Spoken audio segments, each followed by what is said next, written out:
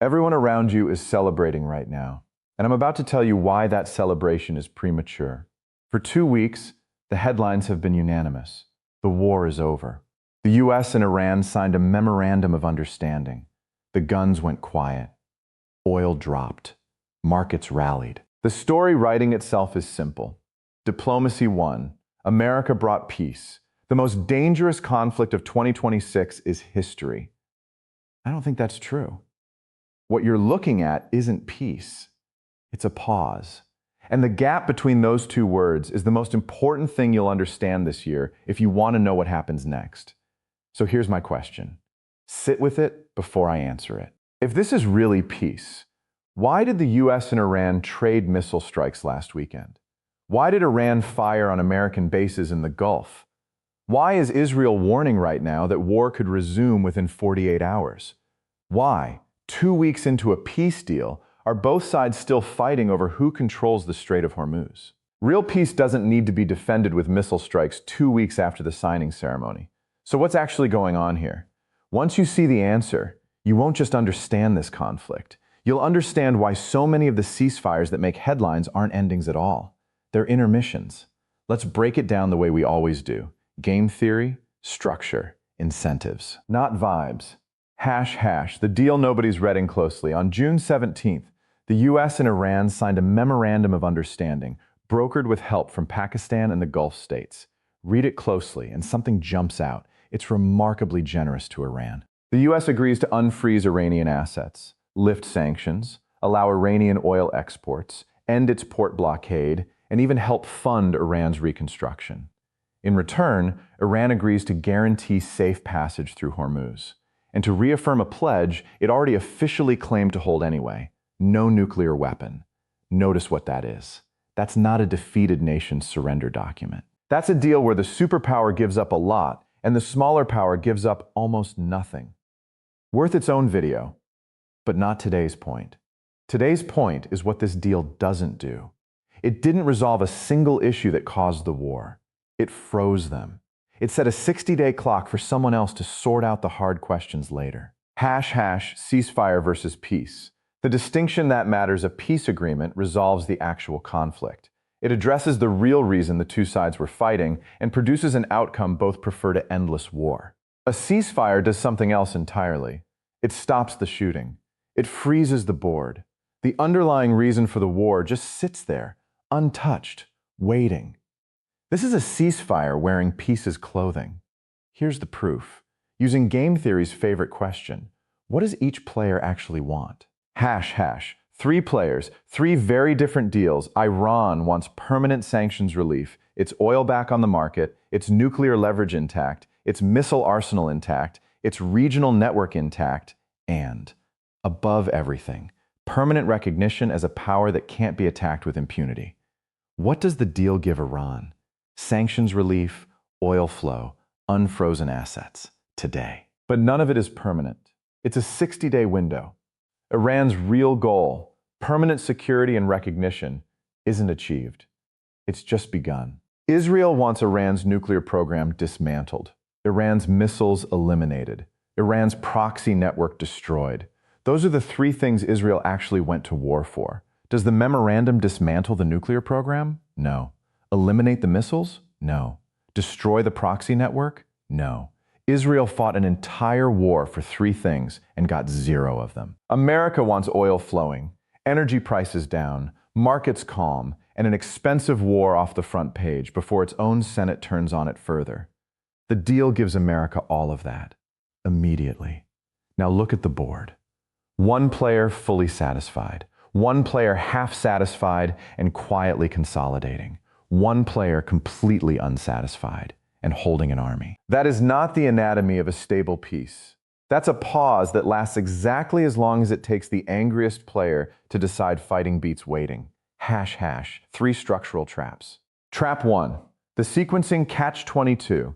Real negotiations only start once a list of preliminary disputes gets resolved. Frozen assets, sanctions, Hormuz traffic, the port blockade, fighting on every front, including Lebanon.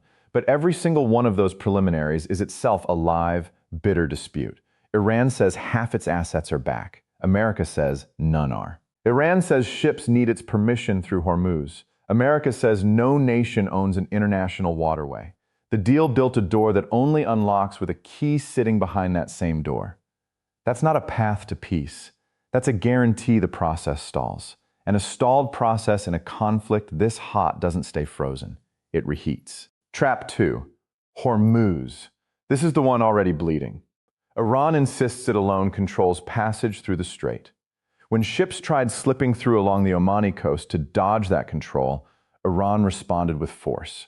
Missiles, strikes, exactly what happened last weekend. The single most important strategic question of the entire war, who controls the planet's most valuable oil choke point, was never answered.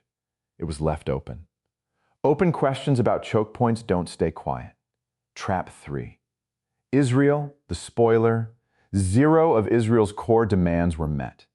Fighting between Israel and Iran's allies in Lebanon never actually stopped, even as the ink dried. And Israel has now publicly set an extraordinarily low trigger. 1 missile, and the war is back on within 48 hours. Israel has effectively reserved the right to restart this war on its own timetable, and has every incentive to look for the excuse. Because from where Israel sits, this ended before the job was finished. The fair counter-argument. Someone will say, the guns are mostly quiet, oil is flowing, diplomats are in Geneva and Doha actually talking. Maybe you're being too cynical. Maybe cooler heads prevail. Maybe time turns this pause into something real.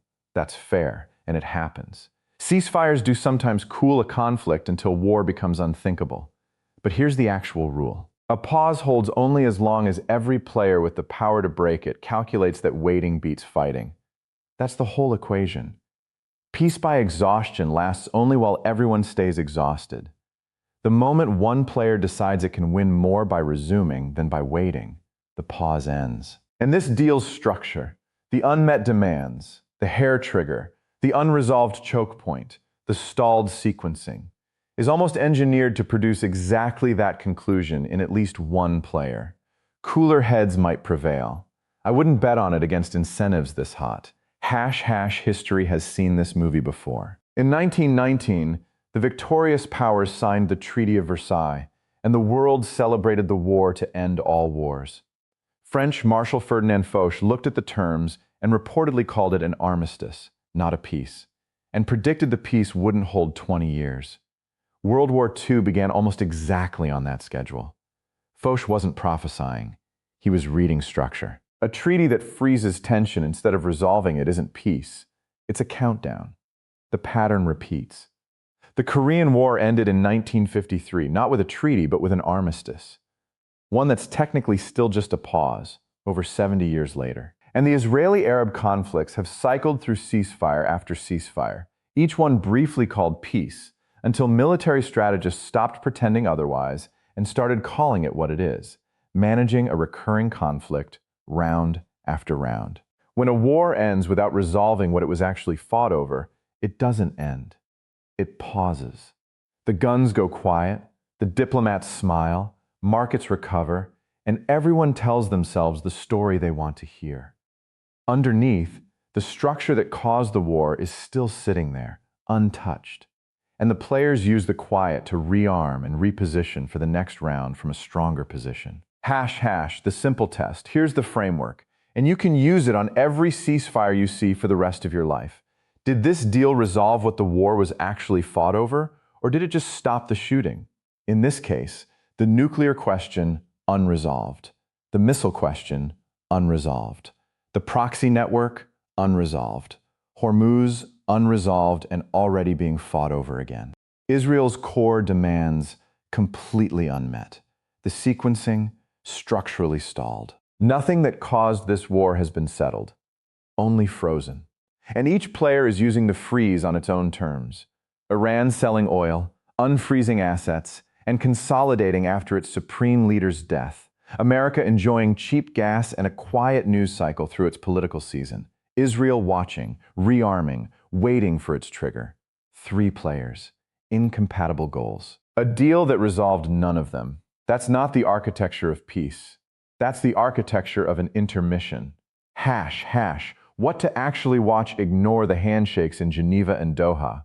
Ignore the words progress and roadmap. Watch the structural indicators instead, Hormuz. Whether Iran's nuclear and missile programs get addressed or just discussed. Lebanon. Israel's trigger finger. Those are what decide whether this becomes real peace, or just the space between round 1 and round 2. # the honest caveat. This isn't prophecy.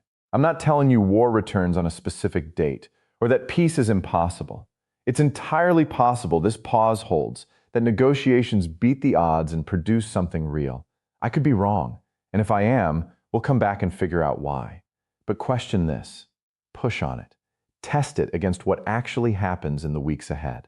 The goal was never to tell you what to think. It's to give you the framework to think it through yourself.